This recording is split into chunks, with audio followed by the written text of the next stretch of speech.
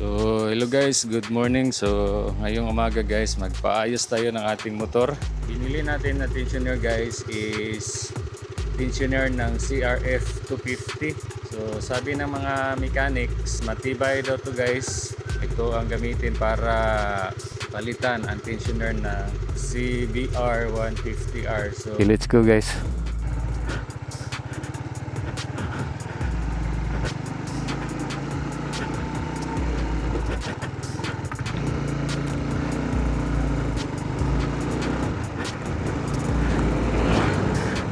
So noong ilang linggo na guys, sabi ng mekaniko, pwede naman daw yung CRF 250 kasi sabi niya, ano daw, matibay daw yun. So ngayon, since dumating na ang order natin guys, so punta na tayo doon at papalitan na natin ang ating tensioner kasi maingay na siya eh.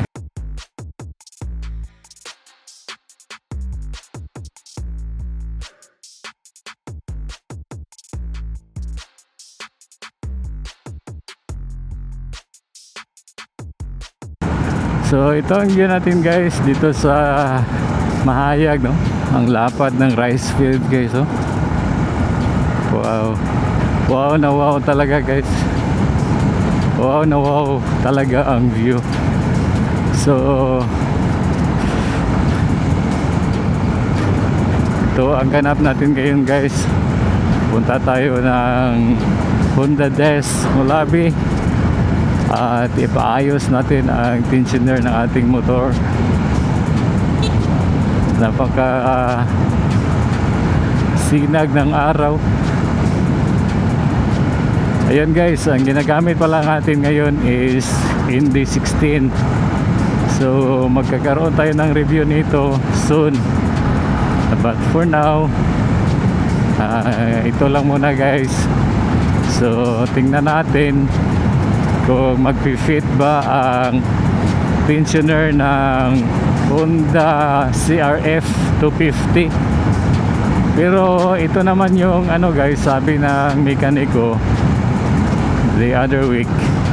So tingnan natin mamaya. So nandito na tayo sa Mulawi guys. Punta na tayo sa Honda Des. Okay, turn left. Turn left tayo.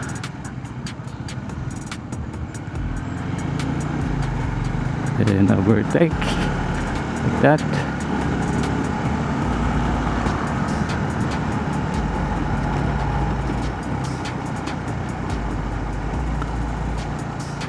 And we are almost there.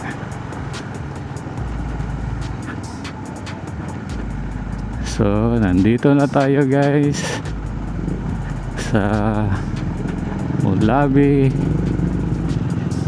Honda Des. Ito na tayo sa Honda Des.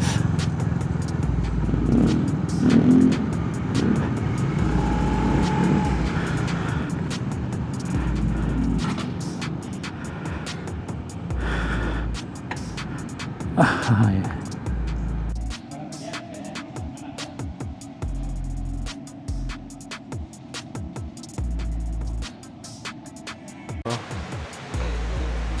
Itong ikuan i-vlog ba, i-vlog. Ready na guys. Yan na guys. Indot guys na ikuan, no? No?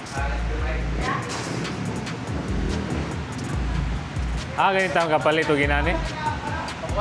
Pabuhat na, no?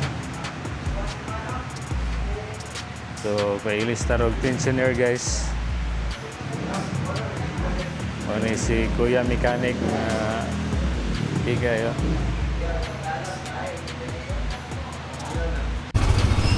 So ayun guys, tapos na guys.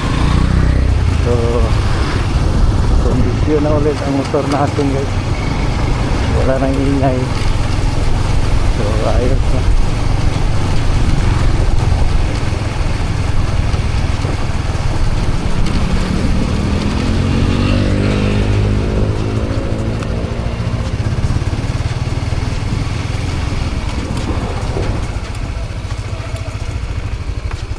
So yung tensioner na ginamit natin guys, ulitin ko po, ay sa CRF 250 po yon. So maganda na, maayos, matibay. So tapos na ang ating mission ngayong umaga, palit tensioner. So ayun, tapos na po guys. So yung tensioner nga pala guys sa 250 na CRF is sa Shopee 1,069 ang price. So I don't know kung sa ibang store, pero dito sa Molavi guys wala silang available, so sa online na lang tayo bumili. Pero napakasulit kasi after pinalitan ng tensioner, so yung ingay kanina is wala na guys, nawala na siya.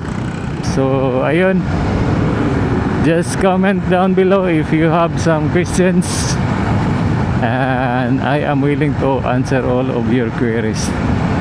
Thank you so much for your support, and God bless to all of you guys.